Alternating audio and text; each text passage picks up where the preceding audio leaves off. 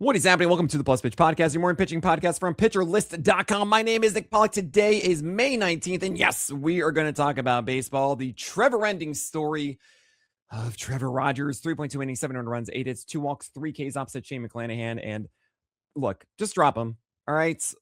There are times that the results don't quite match what I'm seeing, and that's fine. It's, it's rough right now. He threw 94 plus, which is really good in velocity, but you can't go 1 over 33 whiffs on your changeup, cutter, and sweeper. They were hitting a lot of these pitches. They didn't get actually a single hit off the four-seamer, which is very interesting. But yeah, I mean, if you're in a 15-teamer, it might be worthwhile to chase this. I do think he will be better moving forward, but I'm not going to say, hey, you got to keep starting and putting yourself in such risk, because there are a lot of guys that are not as risky right now as Trevor Rogers. You have Michael King looking amazing. Just went against the Dodgers. It was a probable start on this side, and I understand, like, oh no, I didn't want to do as the Dodgers, but and he got a King Cole, Michael King Cole. It was beautiful. 7 innings of 0 earned runs, 4 hits, 2 walks, and 9 strikeouts with a 37% CSW. Max Myers also looking like his best self against Hot Atlanta. Got the win, 6 innings, 0 earned runs, 3 hits, 2 walks, 6 Ks. The big difference is that his four-seamer is good now. It didn't allow a single hit, and it got a lot of strikes. That's what matters. It has a good amount of vert, and it sets the foundation for the elite slider and sweeper. It's awesome. He even had some cool changeups in there, too. Brian Woo's looking like an ace again. 6 innings of 0 earned runs, 3 hits, 2 walks, and 8 strikeouts, and 19 whiffs for a co-share of the Gallows Pole. And look, I know you had those 2 starts with 6 home runs, right, where he allowed 13 earned runs. Keep in mind, outside of those 2 games, which is 8 starts of 50 innings, he has a 1.8 ERA and a 0.84 whip. So anyone who wants to tell me that Brian Woo is not good, stop. Walbert Arena against the Athletics, I actually now consider him an ad. He's really leaning into the changeup, and it's 45% usage here. 6 innings, 0 runs, 4 hits, 2 walks, 4 Ks. 97 in his back pocket is really nice, but the big difference in this one was finally going 67% strikes on his sweeper to right-handers. He also returned a 25% swing strike rate against them. He threw it about 13 times, I think it was. Maybe it was 12 against right-handers. It was great. We dig that. And guess what? The schedule is awesome. It's the Rangers, and then it's the Rays, and then it's Rocky Road. I'm not going to say he's going to be amazing, but it feels like a 15-teamer easy ad. In 12-teamer, you should consider picking him up if it's a very deep 12-teamer, maybe just for a stream here and there. Kendry Rojas looks like the guy for the Twins who is replacing Simeon Woods Richardson, who only went 1 inning and followed this one for the 5th. But it's Kendry Rojas for 4 innings, 0 earned runs, 2 hits, 1 walk, and 3 Ks. Thing is, there's only 46 pitches. And I'm still unclear if Rojas is going to be able to hold his 96 mile per hour four-seamer velocity. And it's also an interesting arsenal that's very tight when it comes to all the movement, right? It's 6 to 7 inches of vert on the slider that is kind of like more like a cutter at 89. Like you want to see that 89, but with 0 vert, you want it to be like a gyro. It has some horizontal a little bit, but it's too much lift there. You also have a similar changeup that is on the other side. Essentially, it has a little bit more drop, but there's not much else there. However, the command in this small sample is really nice with a four-seamer, and I do wonder if this will stick over longer for Kendry Rojas. I don't know. I'm not quite sold, but it is really cool to see a 96 mile per hour four-seamer from the left side, right? I mean, that's inherently a good thing. So keep your eye out for that, but he's not stretched out yet. Only 46 pitches. Yoshinobu Yamamoto, the Inquisitor, YY, 7 innings, 100 run, 3 hits, 2 walks, 8 Ks. Ace is going to ace. It's nice actually to see this because he has not had a game under 300 runs since April 14th. It's also only his 5th game since then because it's a 6-man rotation. Keep in mind, you're just going to get a max of 5 starts a month, often just 4. Sorry to say that. It's like 4.5 starts a month. You get Sonny Gray against the Royals, 6 innings, 1 run, 5 hits, 1 walk, and 9 strikeouts. It's so much nicer out when it's sunny, isn't it? 2.93 ERA and a 113 whip thus far, including this one for Sonny Gray, is absolutely wonderful. And I feel like he's one of those guys that you just kind of hold your nose and start him. And yeah, there'll be ups and downs and stuff, but you'll get to the finish line. And Jake Irvin went 4 innings of 1 run, 5 hits, 1 walk, and 6 Ks. I tried to determine there was something else going on because he was pulled after 4 and 74 pitches, but he was pitching like his best that I've seen him in a while. It was 94-95 on his four-seamer, like nearly 2 ticks up on everything at 7.1 feet of extension. He had a 71% strike rate on his curveball. Sure, it was the Mets, but Whoa. He gets Atlanta next, so I'm not going after that. This was only really the second start that impressed me this year for Jake Irvin, but it is better stuff. So we'll see. You wait and see how that one goes, and then we talk later. JT Ginn, my gosh, he was incredible. He was flirting with history a little bit in this. 8 innings, 2 earned runs, 2 hits, 1 walk, and 10 strikeouts against the Angels. 14 whiffs, 27% CSW. And man, this is a ride right now with JT Ginn. You got to jump onto it. Samolsky was right about this to start. Week 4, JT Ginn. I wasn't totally sold that he was going to have the same kind of command, but this was beautiful. The sinker to right-handers was absolute perfection. Up and in, down, away, like nothing in between. It was awesome. And he had these cutters inside to lefties. That was brilliant. The slider had a 40% swing strike rate to right-handers. It was great. So yeah, you just got to roll with this with JT again. He's in a rhythm, and you want that to last as long as you can. Gold star goes to Slice Coney. 7.1 innings of 2 earned runs, 5 hits, 2 walks, and 4 strikeouts. It has all the makings of a birthday party. With Koufax helping out here, you have a passive Detroit lineup that allowed 35% called strikes in the four-seamer. 34 of them thrown. Oh my gosh, you can't allow that, guys. And then you had some cutters down away that were pretty nice and like right on the outside edge. Got 3 strikeouts against righties with it. I am not interested. It's against the Phillies. Next, so it's like Saccone 87 and change on the cutter, not like 89, 90. Nah, I'm good. Andrew Painter had his first career start of 6 innings. And it was also his 6th of 9 games with 4 or fewer strikeouts at 6 innings, 2 earned runs, 3 hits, 2 walks, and 3 Ks against the Reds carpet. But the Reds carpet is much better these days. I'm just going to let you know that. And Andrew Painter pitched his best game. This was four-seamers jamming left-handers inside. Finally, he has cut action on his four-seamer, right? Just understand you're going to see 16 inches of vert, but no. What it matters is like 1 inch of horizontal, and you have to throw that inside. He did it beautifully, really. And you had the secondaries working the slider and the sweeper to right-handers. That's cool. But the other stuff to lefties, not very good. And he's going to get the Guardians next, all the lefties. That slider and sweeper that he's getting a good feel for righties, you can just throw it out of the way because it's just not going to be the same against all these lefties. We can hope for some backdoor ones, but I think it's still not quite where we want him to be. Nice to see this, though, and I really hope that four-seamer sticks around against lefties for Andrew Painter. Seth Lugo, yeah, this was different. Seth Lugo threw his curveball harder finally. Now, keep in mind, there are like slow curves that he has thrown before, and that might be pulling down all the velocity readings that we've seen, but he didn't do that. And it matched last year's curveball rate, velocity. However, this was sinker four-seamer cutter day against the Red Sox. 6 innings, 2 earned runs, 5 hits, 2 walks, 5 Ks. It was 7 thrown on each of the slider, of the sweeper, of the changeup, and of the curveball for 28 of those, right? And they weren't great. None of them earned a 60% plus strike rate. So that means that none of them earned 5 strikes in the 7th round, most 4, mostly 3.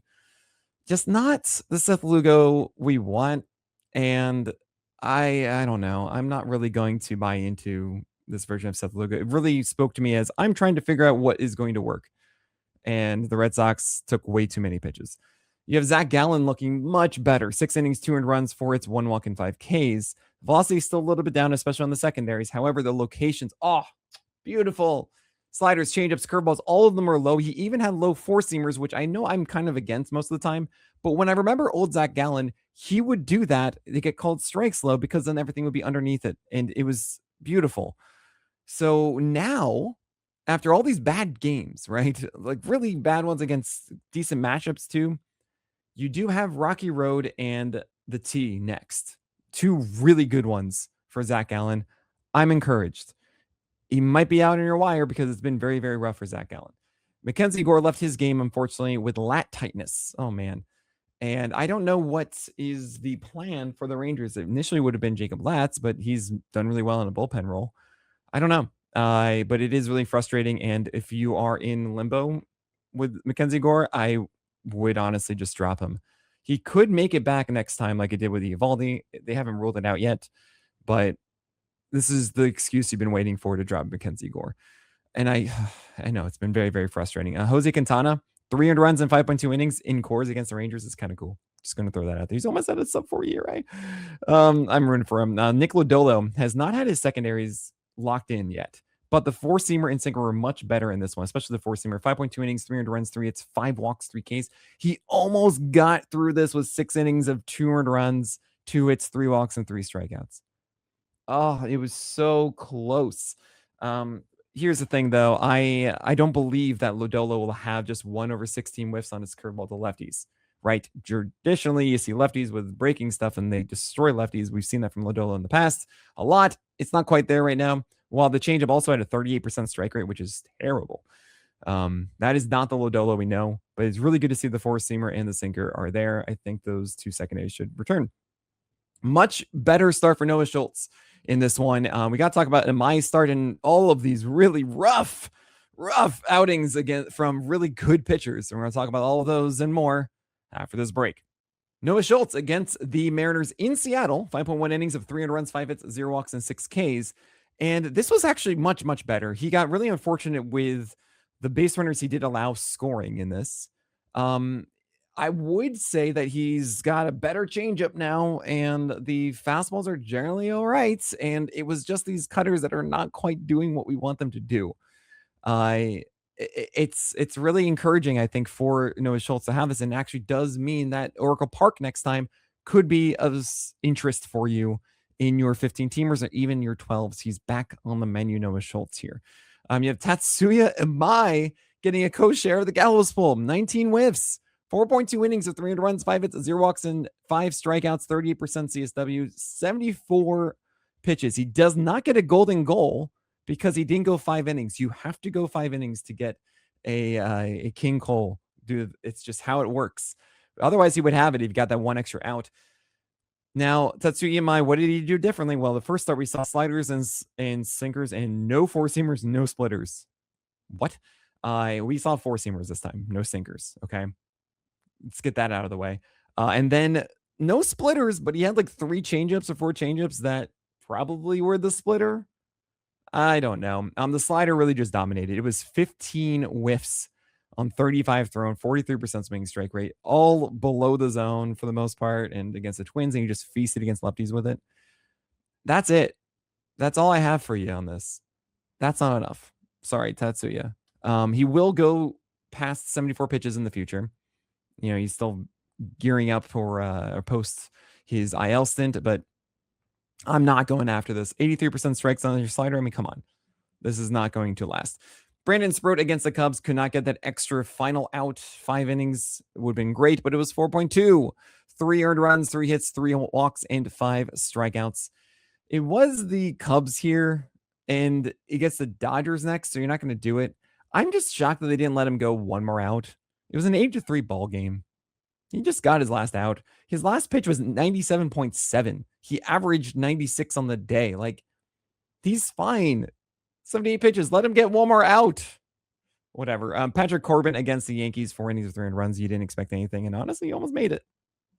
Christian Scott also 4 innings, 300 runs, 4 hits, 3 walks, and 5 Ks. This is obviously very frustrating, and he has not gone long in a game. That's 3 straight games of under 5 innings. Now, keep in mind, initially, Christian Scott was kind of being babied a bit, and he hasn't been allowed to go 90 pitches yet. I do think, though, once you start seeing Christian Scott be a little bit more efficient, which he should be, and getting a better schedule, like it was Coors and the Tigers and the Nationals, all lefties for this righty, which are not good matchups for him. And now he's going to get the Marlins twice, and then he's going to go to the T, right, in Seattle. So I feel like you should stick around for this. I see a proper Holly here, and give him more reps. I think he's going to be solid. That's a really good sweeper. The splitter wasn't touched here against lefties, which is kind of weird. Four-seamer's good. Cutter's good. I think this should work out. Also, by the way, the Mets scored 10 runs in the 12th inning. Think about that. And they didn't score a home run. They didn't hit one. Kind of wild. Shane McClanahan against the Orioles. He got the win. Okay. But in the 5th inning, right, 4.2 innings, it's first and second against Pete Alonso. And he gets him to a 1-2 count, all on secondary pitches. And he throws this 97.4 mile per hour four-seamer. elevated in the zone, elevated, and Alonso hits a double that scores both, right? And it just was the wrong pitch. And the thing is, like McClanahan, you throw a changeup there. It's like it's right there. You throw a changeup, and that would have changed everything here. It would have been 5 innings of 2 earned runs and 5 hits and 2 walks and 6 and 7 Ks, right? Like that's how close he was from making this like, oh yeah, he's great. Everything is awesome. So I just want to really put that into your head that it's just that close. And not to mention throwing 97 in the 5th inning for Shane McClanahan. That's where we are. Like he's not this 94, 95 guy. Framber Valdez against the Guardians, 5 innings, 4 earned runs, 5 hits, 4 walks, and 3 Ks. Oh boy. This was against the Guardians, and he did not have his curveball working, and he did not have the slider working well or much at all against the lefties that he faced. It's a 4.58 ERA and a 140 whip for Valdez. And what's kind of interesting is this is the kind of guy that I've been, labeling Valdez forever. That he is a potential ball and chain, the one that you can't drop, the hipster who is going to destroy your whip for a year, and you just got to keep throwing him out there. And the thing is, yeah, you still got to keep throwing him out there because Valdez is one of the biggest pendulum swings in the majors. He'll go like 3 starts of destruction and then go on a tear for 6 of 1 earned run because it's about his curveball feel. And he's actually done this year. 3 of those games were terrible and 6 were good, right? You just got to do it. Ryan Weathers against the Jays. Oh man, he allowed a 3-run shot in the 4th inning. And I got to say, that was an 0-2 changeup that was under the zone in middle. And Clement honestly did a wonderful job staying back long enough and keeping the bat down long enough to like just fling it. And he hit it over the left field wall. That's like a tip your cap. Like, oh man. So fine. His keeper walk is one of the best in the majors. He has a 23% K minus walk rate. And yes, that's the best way to say it because it's just the cleanest. 1 syllable each. Minus. Dang it. It's fine. 2 syllables each. You get it. But anyway, Ryan Weathers, you still got to hold on to him. It's all good. J.R. Ritchie just got demoted after this one. 4 innings of 6 earned runs, 6 hits, 1 walk, 4 Ks. And honestly, yeah, it makes sense because it's against the Marlins. And yeah, sorry, buddy. Shota Managa against the Brewers, 4.1 innings of 8 earned runs, 9 hits, 3 walks, 2 Ks. He does this. There are these games that are just bad. And it does not mean that he's going to be terrible the next time. The silver lining, I guess, is that he was at 92. It was like 91.8 as opposed to 91. And that's kind of cool for a laborious time, right? Like that is 79 pitches and 4.1 innings. You would actually think that'd be slower because he's getting overworked in the same amount of pitch count. But this is cool, except that, yeah, you did not have any command. You threw more. Your splitters had a 47% strike rate. The 4-seamer was down. It was bad. Okay. He's okay. Just like give him a breather and start him next time. All right. And Robbie Ray, of course, if you had him, my gosh, 4.1 innings, 9 earned runs, 11 hits, 2 walks, 1 strike. And how am I supposed to butter my bread with this? From Robbie Ray, this was weird. He could not get strikes on his slider. He threw him too far down in back foot. He pretty much faced only right-handers in this against the Diamondbacks. But what's crazy is that I believe if I looked it up, high lock on 4-seamers versus high lock on changeups, I think changeups have him beat. And it was a ton of low fastballs. Robbie Ray is the king of just of mohawks, like just flicking your hair back. That is a strike zone plot. The whole strike zone plot is your face. It's just hair at the top of red and nothing underneath there. He just only stays up with the fastball, and it was not like that here. It does make me think there might be something else involved with it, but he just could not lock in. All right. And that does not mean he can't lock in the next time. I really can't emphasize that enough when it's so clear that they're not executing randomly one day. It's most likely just a bad day. All right, we're going to talk about today's and tomorrow's starters as well on this podcast. And what I'm trying to do is just really make it about the guys that you might be rostering or these harder decisions. If you want to look at today's game specifically, please start Ryan Nelson and Bryce Miller and Reed Detmers. You know that. Sammy Matthews is a stream pick. Matthew Liberatore is also there at 7% against the Pirates. Kier Montero against the Guardians. Please don't start Ben Brown. I'm just telling you right now, but fine. If you want to do it, good luck. I just think that he's not He's not going to be good in a long enough sample. Like he doesn't really go 5, 6 innings, and then when he does, I'm not confident that he has anything more than the curveball, right? There is Martin Perez going against the Marlins. If you're looking for a quality start, like that is a very sneaky one, maybe a win. But obviously the ceiling isn't very high and it's a little floor. But yeah, no one else you should really be considering for today. For tomorrow, you have oh man, you have Merrill Kelly, who's only a 35% roster, which blows my mind. Same with Colin Early against the Royals. Like both of those are such clear starts and should be rostered. I mean, everyone got the memo with Hancock and with Harrison, and Waka, but those guys a little bit slower to jump on. I mean, even Michael McGreevy, who's in my questionable start tier, is at 46%, which I get, but he's not as good as those two. Edward Cabrera has also been moved to questionable start because I'm starting to realize that I don't know what I'm going to get from Edward Cabrera, and I don't feel like you have to hold your nose and start him like it is with Framber Valdez. Carmen Mulzinski is my stream pick of the day, even though I'm not necessarily suggesting it. Remember, if I have him in the questionable start tier, that means I am not doing it half the time, right? At least. So I have to pick a streamer every day. It's Carmen Mulzinski right now. And we made a rule too. There was literally no one I could pick who's underneath 20% roster who had a good game. You do not get a loss for that day. So anyway, with Carmen Mulzinski, he might have an opener, which means he might get a decent chance at a win. And then he gets the Cardinals in St. Louis, which is also decent, but like it's not really what you want. You have Trey Savage and Randy Vasquez in really tough matchups, Yankees and Dodgers respectively. There's also Sean Burke in Seattle, but you don't really know what you're going to get with Sean Burke, and I'm not sold that one's going to work out. There's also Tyler Mahle, who's in the do not start tier, 5% rostered, and Zach Thornton, who is getting the call from the Mets. With Mahle, I would have been more excited about this like 2-3 weeks ago. We just really haven't seen him do it, and I just can't tell you that's going to all of a sudden. And with Thornton, he is a lefty with like 91, 92. He loves his slider. He also, I believe, has a curveball in there. Might be called a sweeper, but it's 2 breaking balls with a sinker. It's not quite a swatch, I don't believe. I don't think he has the changeup working. I don't know. It's a clear pilot rule. I don't see this as an incredible ad.